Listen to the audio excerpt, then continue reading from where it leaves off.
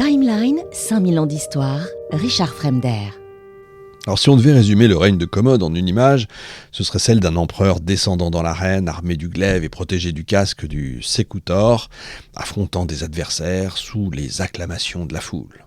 Pour les sénateurs, ce geste est un scandale absolu. Pour l'historien moderne, il faut aller quand même un peu plus loin, parce que la gladiature n'est pas un simple divertissement marginal. Elle est au cœur, vraiment au cœur de la culture politique romaine. Au IIe siècle, les gladiateurs, ce pas des marginaux anonymes, ils constituent un véritable star system. Leurs noms circulent, leurs exploits sont commentés, leurs portraits gravés sur des lampes, des graffitis, des mosaïques. Vous avez certaines femmes qui se passionnent pour eux. Certains notables investissent des sommes considérables pour organiser des jeux. Clairement, on peut tout à fait rapprocher, on l'a écrit dans le livre Ça date pas d'hier, on peut tout à fait rapprocher les gladiateurs de cette époque-là aux grands footeux d'aujourd'hui, aux grands joueurs de la NBA, etc. Aux États-Unis. C'est exactement la même chose. L'arène est un espace aussi de violence ritualisée, mais aussi véritablement de reconnaissance publique. Dans une société profondément hiérarchisée, où l'honneur, la virilité et le courage sont des valeurs centrales, le gladiateur incarne une forme paradoxale d'héroïsme. Esclave ou marginal par statut, il peut aussi devenir idole par ses exploits. La gladiature, c'est aussi une économie. Vous avez des écoles, les ludi, qui forment, qui entraînent, qui entretiennent les combattants. Les propriétaires investissent, les éditeurs de jeux dépensent de véritables fortunes. Sous Marc Aurèle, déjà, des mesures sont prises pour réguler les prix des gladiateurs, signe que le secteur connaît des tensions financières. Et on est donc face à un phénomène structurant et non pas à une simple fantaisie populaire. Vous avez l'excellente série Those About to Die, qui, je crois, sur Amazon. Vous pouvez voir à peu près, je ne me souviens pas de l'époque exacte, c'est un peu plus tard, me semble-t-il, mais vous avez le concept est là, vous pouvez voir ça, c'est remarquablement bien fait. Les sources souligne que Commode manifeste donc très tôt un attrait pour les spectacles et les combats et les exercices physiques. Alors est-ce qu'il faut voir, encore une fois, là-dedans une simple inclinaison personnelle ? Peut-être, c'est vrai, mais cet intérêt, encore une fois, s'inscrit dans une tradition dynastique ambivalente. Lucius Verus, son oncle, était passionné, je vous l'ai dit, par les courses et les jeux. Les empereurs précédents ont quand même financé de grands spectacles pour asseoir leur popularité. La plèbe romaine attend du prince des distributions et des jeux. Donc dans ce cadre, la proximité avec la reine n'est pas intrinsèquement déviante. Ce qui constitue une rupture, c'est vrai, c'est quand même la participation personnelle de l'empereur. Mais vous voyez ça d'ailleurs aux États-Unis, sans faire de parallèle avec le tyran romain. Tyran, attention, je reviendrai 2 secondes sur tyran, c'est pas non plus un tyran à la Staline, ça n'a rien à voir. Mais le président américain, vous savez, dans le c'est pas le Super Bowl, mais le président américain va faire, c'est pour le baseball, je crois, on le voit assez souvent apparaître, venir sur le terrain et lancer une balle. C'est exactement ça. C'est le même principe. À Rome, le gladiateur, il est frappé d'infamie juridique. Il appartient en fait à une catégorie socialement déclassée. Même s'il est admiré, même s'il est richissime, il n'est pas honorable. Et donc qu'un empereur combatte publiquement, c'est vrai que ça brouille un peu les hiérarchies symboliques. Ça pose problème. Pour l'aristocratie sénatoriale, c'est donc une humiliation. Le prince, qui est garant de la dignité romaine, dignitatum, se place au niveau d'un professionnel de l'arène. Il abdique la gravitas qui est attendue de son rang. Mais du point de vue populaire, le geste, lui, peut être vu autrement. En se présentant comme sécutor, Commode ne se contente pas d'offrir un spectacle, il s'expose physiquement, il manifeste sa virtus, c'est-à-dire sa virilité physique, si vous voulez. Virilité physique, je pense que c'est la même chose, sa valeur virile, on va dire plutôt, dans un langage qui peut être immédiatement compréhensible par la foule. Donc en ça, il court-circuite les médiations aristocratiques.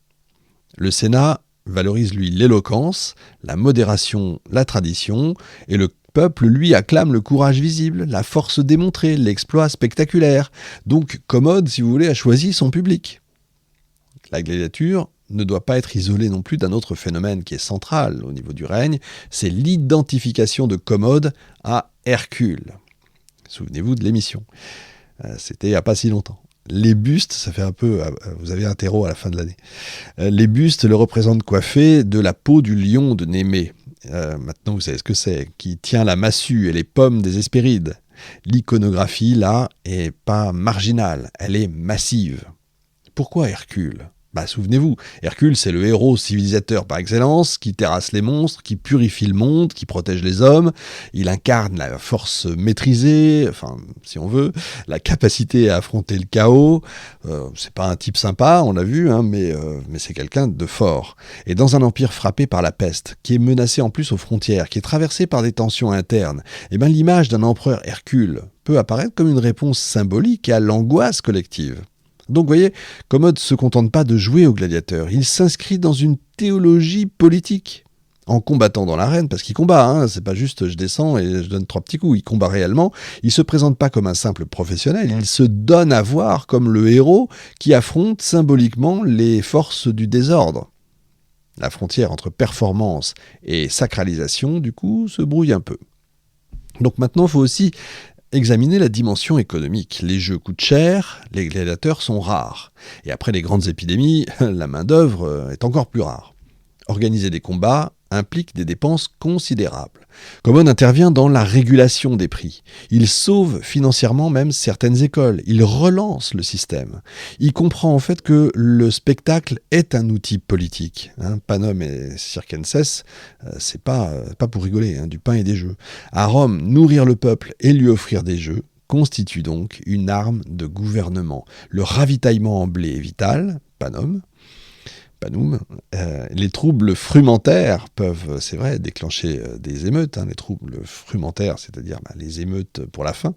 Le spectacle détourne, canalise, exalte. C'est vieux comme le monde, vous voyez, ça date pas d'aujourd'hui. En multipliant les apparitions publiques, en se mettant lui-même en scène, Commode consolide un lien direct du coup avec la plèbe urbaine. Et ce choix a un coût, c'est marginaliser encore davantage le Sénat. Marc Aurèle, encore une fois, incarnait la retenue philosophique.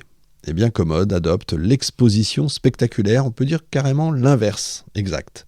L'un gouverné par la vertu intérieure, l'autre par la visibilité. Il ne s'agit pas simplement d'un écart de tempérament, encore une fois, c'est une transformation du mode de légitimation. Dans un empire moins prospère, plus inquiet, j'insiste, la démonstration publique de force peut paraître plus efficace que la méditation stoïcienne. La gladiature devient un langage politique. Alors c'est vrai que les sources sénatoriales y voient une dérive, une folie, une déchéance quand vous lisez ça, mais elles écrivent encore une fois depuis une position blessée, celle d'une aristocratie dont le rôle symbolique diminue de plus en plus. La participation de Commode à l'arène n'est pas seulement une transgression sociale, c'est un déplacement du centre de gravité du pouvoir. Il ne cherche plus donc prioritairement l'approbation du Sénat, il cherche l'adhésion immédiate du peuple et l'admiration de l'armée. La démocratie directe, si j'ose dire. Cette stratégie est quand même assez risquée. Elle exacerbe les tensions avec l'élite traditionnelle, elle nourrit l'image d'un empereur capricieux, ivre de sa propre mise en scène, mais elle révèle aussi quelque chose d'essentiel. Le principat aristocratique des Antonins est en train de céder la place à une monarchie plus personnelle, plus spectaculaire, et donc, comme je disais pour la démocratie, plus directe. Commode n'est peut-être pas l'inventeur de cette évolution, mais il en est l'accélérateur visible. Et c'est précisément cette transformation, plus que les combats eux-mêmes, qui va provoquer les résistances, les complots et finalement la rupture.